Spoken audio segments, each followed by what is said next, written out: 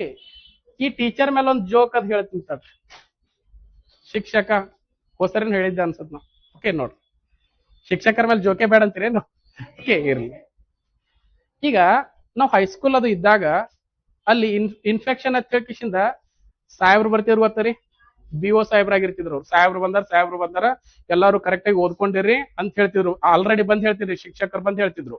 ಆ ಶಿಕ್ಷಕರು ಅವ್ರು ಏನ್ ಮಾಡ್ತೀರಿ, BO ಸಾಹೇಬ್ರು ಬಂದ್ ಕಿಶಿಂದ ಎಲ್ಲರಿಗೂ ಪ್ರಶ್ನೆ ಕೇಳ್ತಿದ್ರು. ಅವ್ರು ಅವ್ರ ಜೊತೆ ಯಾರು ಬಂದಿರ್ತಿದ್ರಿ, ಪ್ರಿನ್ಸಿಪಲ್ ಇರ್ತಿದ್ರು, ಅವ್ರ ಜೊತೆ ಶಿಕ್ಷಕರು ಬರ್ತಿದ್ರು. ಯಾವ ವಿಷಯದ ಮೇಲೆ ಅವ BO ಸಾಹೇಬ್ರು ಕ್ವಶನ್ಸ್ ಕೇಳ್ತಾರ ಗೊತ್ತಿಲ್ಲ. ಓಕೆ, ಸಮಾಜ ಮೇಲೆ, ಗಣಿತದ ಮೇಲೆ, ವಿಜ್ಞಾನ ಮೇಲೆ ಕ್ವಶನ್ಸ್ ಗಳನ್ನ ಕೇಳ್ತಿದ್ರು. ಅವರು ಅಲ್ಲಿ ಕ್ವಶನ್ಸ್ ಯಾವ್ದ್ರ ಮೇಲೆ ಕೇಳಿರ್ತಲ್ಲ ಆ ವಿಷಯದ ಮೇಲೆ ಬರ್ಲಿಲ್ಲ ಅಂದ್ರ, ಅವ್ರಿಗೆ ಹುಡುಗರಿಗೆ ಆನ್ಸರ್ ಮಾಡಕ್ ಬರ್ಲಿಲ್ಲ ಅಂದ್ರ ಅವ್ರು ಶಿಕ್ಷಕರಿಗೆ ಬೈದು ಹೋಗ್ತಿದ್ರು. ಕರೆಕ್ಟ್ ರೀ? ಹಿಂಗ ಆತಿದ್ರಿ. ಅವಾಗ ಈಗ ಅವ್ರು ಏನದಲ್ಲ, ಅವ್ರು BO ಸಾಹೇಬ್ರು ಒಂದ್ ಕ್ವಶನ್ಸ್ ಕೇಳ್ತಿದ್ರು ಎಲ್ಲರಿಗೆ. ಅದು ಕ್ವಶನ್ಗೆ ಆನ್ಸರೇ ಇರ್ಲಿಲ್ಲ, ಎಲ್ಲರೂ ಸೈಲೆಂಟ್, ಶಿಕ್ಷಕರು ಸೈಲೆಂಟ್. ಆ ಕ್ವಶನ್ ಏನಾಗಿತ್ತಂದ್ರ ನೋಡ್ರಿ, ಡೆಲ್ಲಿಯಿಂದ ಮುಂಬೈಗೆ 900 ಕಿಲೋಮೀಟರ್ ಪ್ರತಿ ಗಂಟೆ ವೇಗದಲ್ಲಿ ವಿಮಾನ ಹೋದರೆ ನನ್ನ ವಯಸ್ಸು ಎಷ್ಟು?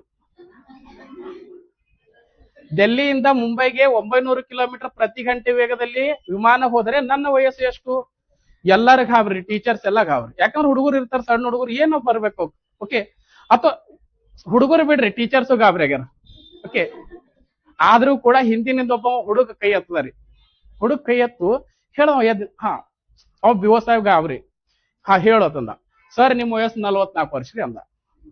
ಅದು ಅನ್ಫಾರ್ಚುನೇಟ್ ಏನಿತ್ತಂದ್ರೆ ಕರೆಕ್ಟ್ ಇತ್ರಿ. ಅದು ಕರೆಕ್ಟ್ ಇದ್ದಾಗ ಇವ ಗಾಬ್ರಿ ಸಾಬ್ರ ಗಾಬ್ರಿ ಆಗಿ ಹ್ಯಾಂಗ್ ಮಾಡಿದಿನಿ ಅಂತಂದ. ಹ್ಯಾಂಗ್ ಮಾಡಿದ್ರಿ ನೀ ಅಂತಂದ ಎದ್ದಿತ್ತು ಎಕ್ಸ್ಪ್ಲನೇಷನ್ ಏನ್ ಮಾಡ್ತಾನ್ರಿ ಅವ. ನಮ್ ರೂಮ್ದಾಗ ಒಬ್ಬ ನಮ್ ರೂಮ್ಮೆಂಟ್ ಅದಾನ, ಅವ ಹುಚ್ಚದಾನ್ರಿ. ಅವ್ನಿಗೆ 22 ವರ್ಷ, ನೀವು ಪೂರಾ ಹುಚ್ಚರದ್ರಿ, ಅದ್ರ ಡಬಲ್ ವಯಸ್ಸು ನಿಮ್ಗೆ. ಅರ್ಥ ಆಯ್ತ್ರಿ?